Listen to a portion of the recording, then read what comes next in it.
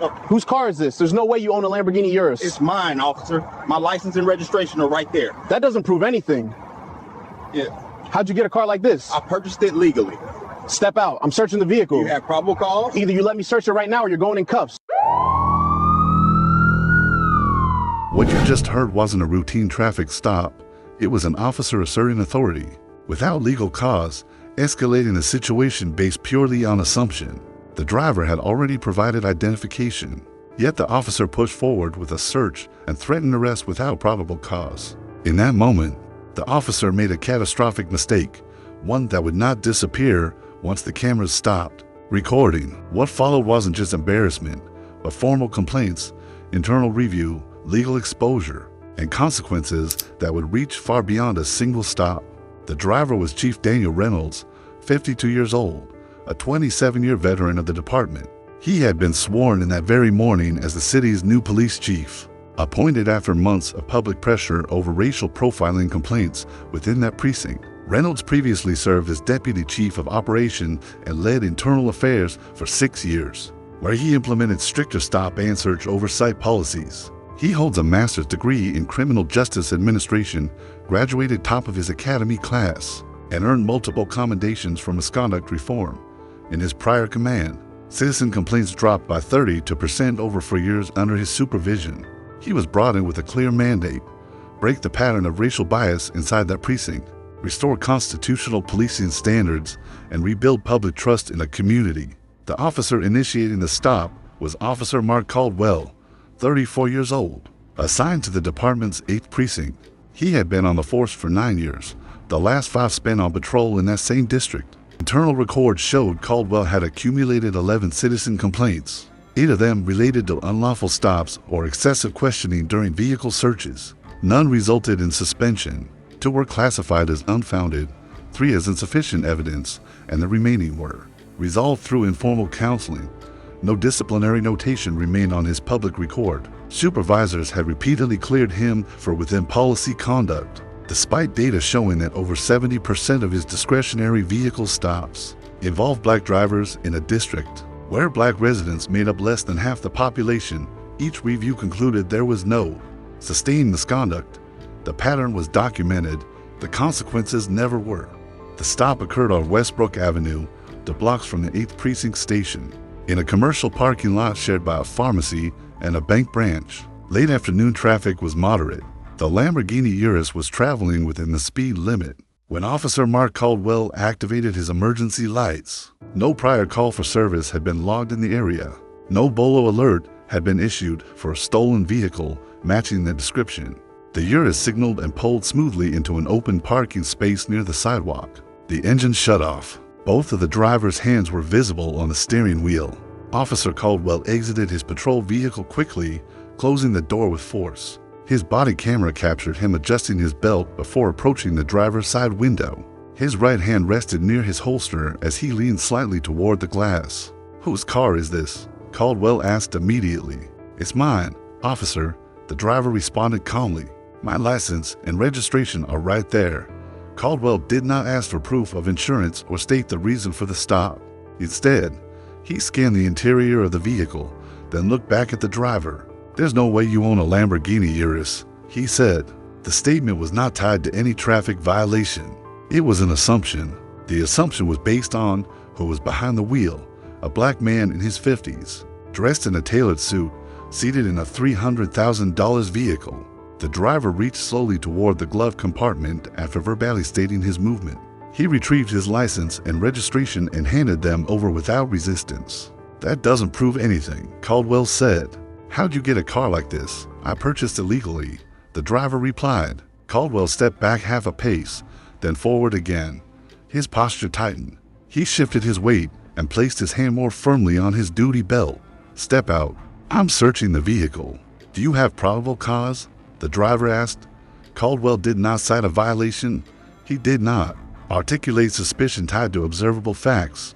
He escalated. "Either you let me search it right now, or you're going in cuffs." At that point, no crime had been alleged beyond the officer's disbelief that the black driver could own the vehicle. The basis of the stop had shifted from traffic enforcement to personal suspicion. The driver opened the door slowly and stepped out, keeping his hands visible. He stood upright beside the vehicle, maintaining distance. His tone remained controlled. "I've complied with every instruction," he said. Caldwell moved closer. The camera jolted as he shortened the distance between them. The officer circled toward the rear of the Urus, briefly peering into the tinted windows, then returned to the driver's side. A small crowd began to gather near the pharmacy entrance. The bystanders raised their phones. The tension in the interaction was visible. The imbalance of power was clear. Caldwell positioned himself directly in front of the driver. "Hands behind your back," he said. "For what reason?" the driver asked. "Failure to cooperate." The driver had provided identification. He had exited the vehicle. He had asked a lawful question about probable cause. None of that altered the officer's posture. The driver slowly moved his hands backward, but did not fully interlock them. He remained still. "You're detaining me because you don't believe I own my own car?" he asked. Caldwell did not answer the question. Instead, he spoke into his shoulder microphone, requesting backup. The radio traffic crackled. A second patrol unit entered the parking lot within minutes. A sergeant stepped out and approached, glancing first at the vehicle, then at the driver. "What's the situation?" the sergeant asked. "Possible stolen high-end vehicle," Caldwell replied. "Subject claims ownership." "Claims," the driver repeated. The registration remained in Caldwell's hand. It clearly listed the registered owner. The name matched the driver's identification. No stolen vehicle report had been confirmed through dispatch at that moment. The driver stood in front of his own vehicle, detained without a stated legal basis, questioned not about speeding, reckless driving, or equipment violation, but about how he obtained a luxury car. The treatment was not neutral. It was not routine. It was rooted in disbelief that a black man in that neighborhood could lawfully own what he was driving. As the second unit's body camera recorded the scene, the imbalance remained visible. One armed officer escalating, one compliant citizen being treated as inherently suspect. The stop had begun without explanation. It continued without justification, and it unfolded in full public view.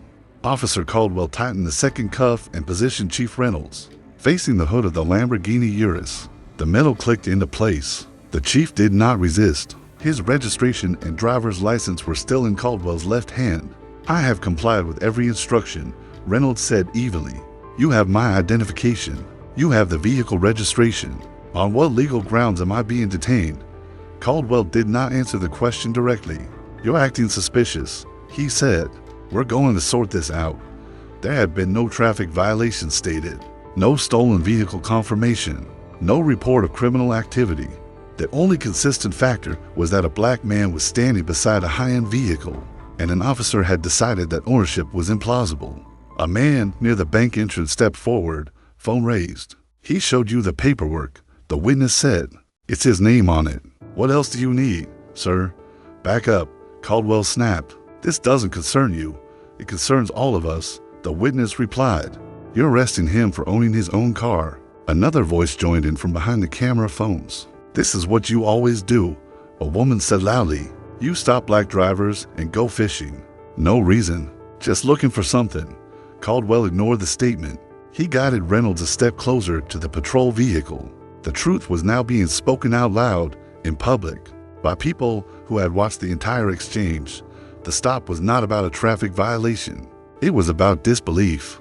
It was about suspicion without evidence. It was about treating a black man's success as probable cause. Reynolds turned his head slightly toward the gathering crowd. "You're detaining me because you don't believe I can legally own this vehicle," he said. "That is not constitutional policing." Caldwell's jaw tightened. "You're making this worse for yourself," he said. There was no escalation from Reynolds. His voice remained measured. His posture remained controlled. The humiliation was visible anyway. A senior law enforcement professional, handcuffed beside his own vehicle, questioned not about conduct, but about legitimacy. A younger officer from the 2nd Patrol Unit approached the sergeant quietly. "Isn't this the same officer who had complaints last year?" he asked under his breath. The sergeant did not respond immediately. Internal summaries had already documented Caldwell's record, 11 prior complaints, 8 tied to unlawful stops and vehicle searches. Multiple allegations from black drivers describing the same pattern, being told that cars didn't match them, being questioned about how they can afford what they own, being detained while officers searched for violations that were not there. Each complaint had ended the same way: unfounded, insufficient evidence, within policy. Now, in full public view, the pattern was repeating. "You're looking for a crime where there isn't one," Reynolds said clearly. "That is the pattern here." Caldwell did not address the accusation. Instead, he raised his voice. "You fit the description," he said. "Of what?" Reynolds asked. There was no description provided, no broadcast over the radio, no suspect report read aloud. The statement functioned as a placeholder, a phrase often used when no specific basis exists. A woman filming stepped closer despite repeated orders. "Say it clearly," she demanded. "You stopped him because he's black in a Lamborghini." Caldwell turned briefly toward her. "Ma'am, step back or you'll be detained." The focus returned to Reynolds. The officer adjusted his grip on the cuffs and positioned him against the patrol vehicle. The chief's reflection was visible in the side mirror, composed, aware, absorbing what was happening. There was a visible shift in his expression, not fear, recognition. The psychological moment had arrived, the realization that rank, credentials, and decades of service did not shield him from racial profiling. When he was perceived first as a black driver and only later as a law enforcement official. "You didn't ask what I'd do," Reynolds said quietly. "You didn't cite a violation. You assumed." Caldwell looked away briefly, then back. "I'm conducting an investigation," he insisted. "No," Reynolds replied. "You're conducting a presumption," the crowd murmured. Several people were now recording from different angles. The injustice was no longer subtle. It was documented. It was verbalized. It was public. The sergeant stepped closer and glanced again at the registration card. "The name matches," he said cautiously. Caldwell did not immediately remove the cuffs. "He could still be lying," he said. Despite verified identification, despite documentation in hand, despite no crime alleged, the detention continued. This was not confusion. It was refusal to retreat from a narrative already constructed in the officer's mind. Reynolds stood restrained beside a vehicle legally registered in his own name, accused implicitly of theft because of who he was. Witnesses had identified the bias. The officer had ignored it. The pattern of prior complaints, stopping black drivers, questioning ownership, searching without cause, was unfolding again in real time. The humiliation was complete. The justification was absent. The cameras were still recording. The turning point began with a phone call. As the crowd continued recording, the sergeant stepped aside and contacted command staff. Within minutes, a marked supervisor vehicle entered the parking lot. Captain Ellen Amaris exited quickly, already reviewing dispatch logs on her tablet. "Why is he in cuffs?" she asked, walking directly toward Caldwell. "Possible stolen vehicle," Caldwell replied. "Subject claims ownership." "Claims," Mars repeated. She took the registration card from Caldwell's hand. She compared it to the driver's license. The names matched. The VIN on the dashboard matched the registration. Dispatch confirmed no stolen vehicle report. "There is no stolen alert," the captain said flatly. "No traffic violation logged. No bolo." Reynolds remained cuffed against the patrol vehicle. "I provided documentation immediately," he said calmly. "I asked for probable cause. None was articulated." Mars looked at Caldwell. "State your probable cause," she ordered. "He was acting suspicious," Caldwell answered. "Suspicious how? He didn't look like." Caldwell stopped mid-sentence. "Finish that sentence," Mars said. Silence. The surrounding witnesses were still recording. The evidence was no longer just paperwork. It was video, multiple angles capturing an officer questioning ownership without cause, repeating disbelief, escalating to detention. Mars turned slightly away and accessed Caldwell's personnel file through her tablet. 11 complaints, she said aloud. 8 involving unlawful vehicle stops, all involving black drivers. Caldwell shifted his stance. "Those were cleared," he said. "Cleared does not mean corrected." Morris replied. The pattern was visible now in front of supervisors, in public. In a case involving the newly appointed police chief, the department's exposure was immediate: unlawful detention, potential civil rights violation, public documentation. "You detained a black driver who presented valid ID and registration," Morris said. "You threatened arrest without articulating probable cause. That is a policy failure." "It was a routine stop," Caldwell insisted. "It was not routine," Morris replied. "It was discretionary. At your discretion targeted race. Reynolds remained silent, observing. The captain stepped closer to him. "Remove the cuffs," she instructed. Caldwell hesitated for a second too long. "That's an order," Morris said. The cuffs were removed. The metal clicked open. Reynolds turned, facing both officers. "This precinct was placed under review because of racial profiling patterns," he said evenly. "Today confirms why." The statement was not emotional. It was administrative. It reframed the incident from a single encounter to systemic liability. Morris nodded. "Bodycam footage will be secured immediately," she said. "All units involved will file reports before end of shift. Internal Affairs will open a review." Caldwell's voice dropped. "Internal Affairs?" "Yes," Morris replied. "And legal will be notified." The crowd had grown. Phones were still raised. The narrative was no longer controlled by the officer who initiated the stop. It was controlled by evidence. "You understand the exposure here," Morris said quietly to Caldwell. "Unlawful detention, civil rights violation, public humiliation based on race. This is textbook liability." Caldwell did not respond. Reynolds adjusted his jacket sleeves, regaining composure. "For clarity," he said, "I was sworn in this morning as chief of this department." Morris's posture straightened immediately. "Yes, chief." The hierarchy was now explicit. Caldwell's expression shifted. "I didn't know," he said. "That is irrelevant," Reynolds replied. "You didn't know I was chief, but you knew I was black." No one contradicted him. The captain addressed the scene decisively. "Officer Caldwell is relieved from patrol pending investigation," she said. Effective immediately, the words were formal. The impact was immediate. A second supervisor escorted Caldwell toward his patrol vehicle. His body camera remained active. The same camera that had recorded escalation without cause was now recording reassignment. Morris turned back to Reynolds. "We will document this fully," she said, "and we will address the pattern." The captain signaled for evidence preservation. Dispatch logs were flagged.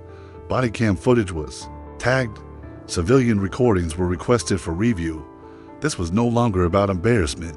It was about institutional failure, repeated complaints ignored, disproportionate stops dismissed, race-based suspicion normalized, and now, under direct supervision and public scrutiny, corrective action had begun.